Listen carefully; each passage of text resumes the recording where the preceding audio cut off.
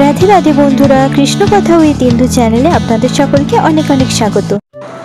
আজ আমি পাঠ করব শ্রীমদ্ ভাগবত গীতার পঞ্চদশ অধ্যায় অর্থাৎ পুরুষোত্তম যোগ। তো চলুন শুরু করা যাক।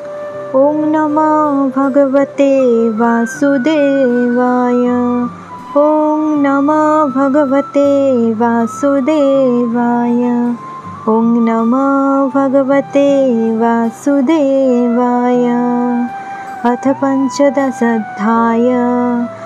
श्रीभगवान् उवाच ऊर्ध्वमूलमधः शाखामसत्यं पाहुरव्ययं छन्दंसि यस्य पर्णानि यस्तं वेद स वेदवित्।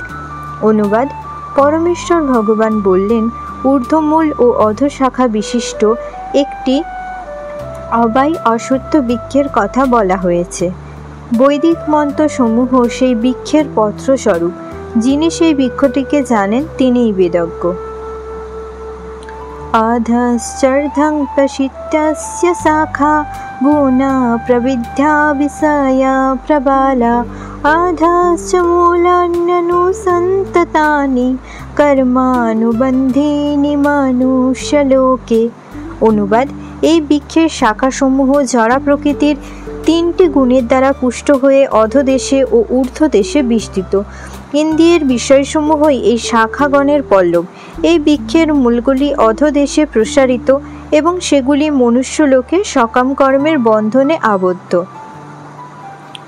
না রূপমস্যেয় তথা উপলভ্যতে নাস্তি ন চার্দি ন চ সংপ্রতিষ্ঠা অসাধ্যমেनं সুবিরূঢ়মূলम् असङ्गशस्त्रेण धीरेण चित्ता ततः पदं तत्परिमार्गितव्यं यस्मिन् गता नानि वर्तन्ति भूयः तमेव चद्यं पुरुषं प्रपद्ये यत प्रवृत्ति प्रसीता पुराणी। অনুবাদ: এই বৃক্ষের স্বরূপ এই জগতে উপলব্ধ হয় না। এর আদি অন্ত ও স্থিতি যে কোথায় তা কেউই বুঝতে পারে না। তীব্র বৈরাগ্য স্বরূপ অস্ত্রের দ্বারা দৃঢ়মূল এই বৃক্ষকে ছেদন করে সত্য বস্তুর অন্বেষণ করা কর্তব্য, যেখানে গমন করলে পুনরায় ফিরে আসতে হয় না। স্মরণাতীত কাল হতে যার থেকে সমস্ত কিছু প্রবর্তন ও বিস্তৃত হয়েছে সেই আদি পুরুষের প্রতি শরণাগত হও। নির্মাণ মহাজিত সঙ্গদোষা আধ্যাত্ম নিত্যা বিনিবৃত কামা দ্বন্দ্ববিমুক্তা সুখ দুঃখ সঙ্গৈ গচ্ছন্ত মুরা পদমভয়ং তৎ। অনুবাদ: যারা অভিমান ও মোহশূন্য, সঙ্গদেশ রহিত, নিত্য অনিত্য বিচারপরায়ণ, কামনা বাসনা বর্জিত, সুখ দুঃখ আদি দ্বন্দ্বসমূহ থেকে মুক্ত এবং মোহমুক্ত, তারাই সেই অব্যয়পদ লাভ করেন। ন তদ্ভাসায়তে সূর্য ন শশাঙ্ক ন পাবকঃ যদ্গত্যা ন নিবর্তন্তে তদ্ধাম পরমং মম। অনুবাদ: সূর্য, চন্দ্র, অগ্নি বা বিদ্যুৎ আমার সেই পরমধামকে আলোকিত করতে পারে না। সেখানে গেলে আর এই জড়জগতে ফিরে আসতে হয় না। মমৈবাংশ জীবলোকে জীবভূত সনাতনঃ মনসষ্ঠন্দিন্দ্রিয়াণি প্রকৃতিস্থানি কর্ষতি। অনুবাদ: এই জড়জগতে বদ্ধ জীবসমূহ আমার সনাতন বিভিন্নাংশ। জড়া প্রকৃতির বন্ধনে আবদ্ধ হওয়ার ফলে তারা মন সহ 6টি ইন্দ্রিয়ের দ্বারা প্রকৃতিরূপ ক্ষেত্রে কঠোর সংগ্রাম করছে। শরীরং যদবাপ্নোতি যচ্চ পুত্রামতিঃসরঃ গৃহীতৈতানি সংয়াতি বায়ুর্গন্ধানি বাসয়াৎ। অনুবাদ: বায়ু যেমন ফুলের গন্ধ দিয়ে অন্যত্র গমন করে, তেমনি এই জড়জগতে দেহের ঈশ্বর জীব এক শরীর থেকে অন্য শরীরে তার জীবনের বিভিন্ন ধারণাগুলি নিয়ে যায়। সত্রং চক্ষুস্পর্শনং চ রসনং ঘ্রাণমেব চ অধিষ্ঠায় মনশ্চায়ং বিষয়ানুপসেবতে। অনুবাদ: এই জীব চক্ষু, কর্ণ, ত্বক, জিহ্বা, নাসিকা ও মনকে আশ্রয় করে ইন্দ্রিয়ের বিষয়সমূহ উপভোগ করে। উৎক্রামন্ত্যং স্থিতং বাপি ভুঞ্জনং বা গুণান্বিতং বিমূঢ়ানানুপশ্যন্তি পশ্যন্তি জ্ঞানচক্ষুষः। অনুবাদ: মূঢ় লোকেরা দেখতে পায় না কিভাবে জীব দেহ ত্যাগ করে অথবা প্রকৃতির গুণের দ্বারা প্রভাবিত হয়ে কিভাবে তার পরবর্তী শরীর সে উপভোগ করে, কিন্তু জ্ঞানচক্ষু বিশিষ্ট ব্যক্তিগণ সমস্ত বিষয় দেখতে পান।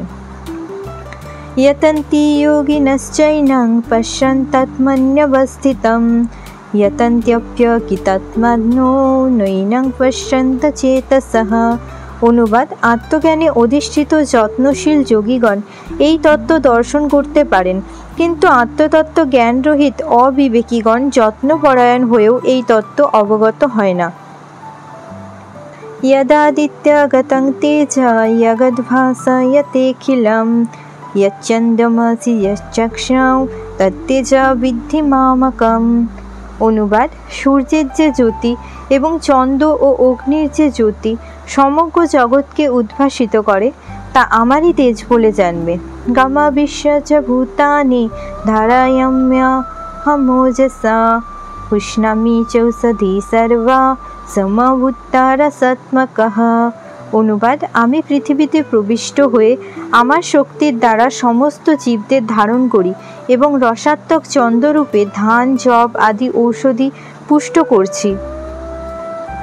অহং বৈশ্বানর ভূত্বা প্রাণিনাং দেহমাশ্রিতঃ প্রাণাপান সমায়ুক্তঃ পচাম্যন্নং চতুর্বিধম। অনুবাদ: আমি যথরাগ্নি রূপে প্রাণীগণের দেহ আশ্রয় করে প্রাণ ও অপান বায়ু সংযোগে 4 প্রকার খাদ্য পরিভোগ করি।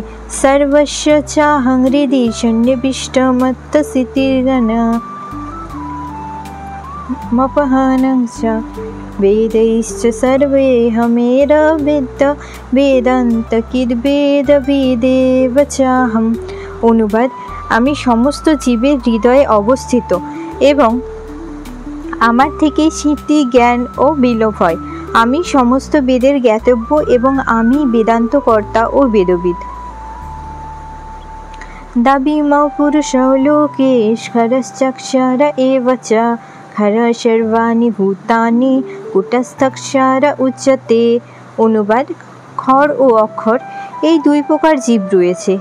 এই জড়জগতের সমস্ত জীবকে খর এবং চিৎজগতের সমস্ত জীবকে অক্ষর বলা হয়। উত্তম পুরুষস্তন্ন পরমাত্মেত্যুদাহৃতঃ ইয়ো লোকত্রয়মাবিশ্য বিভর্তব্যায় ঈশ্বরঃ। অনুবাদ: এই উভয় থেকে ভিন্ন উত্তম পুরুষকে বলা হয় পরমাত্মা, যিনি ঈশ্বর ও অব্যয় এবং ত্রিজগতের মধ্যে প্রবিষ্ট হয়ে পালন করছেন। यस्मत्खरमतीतः मक्षरादपि चोत्तमः अतस्मै लोके वेदे च प्रथितः पुरुषोत्तमः। অনুবাদ: যেহেতু আমি খরের অতীত এবং অক্ষর থেকে উত্তম, সেহেতু জগতে ও বেদে আমি পুরুষোত্তম নামে বিখ্যাত। ইয়মামেব সংমূঢ় ইয়ানাতি পুরুষোত্তম স সর্ববিদ ভজতি মাং সর্বভাবেন ভারত।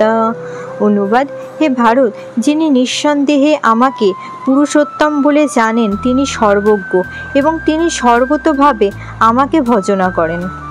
ইতি গুহ্যতমং শাস্ত্রমিদমুক্তময়া নঘ এতদ্বুদ্ধ্যা বুদ্ধিমান্ সৎকৃতকৃতশ্চ ভারত। অনুবাদ: হে নিষ্পাপ অর্জুন, হে ভারত, এভাবেই সবচেয়ে গোপনীয় শাস্ত্র আমি তোমার কাছে প্রকাশ করলাম।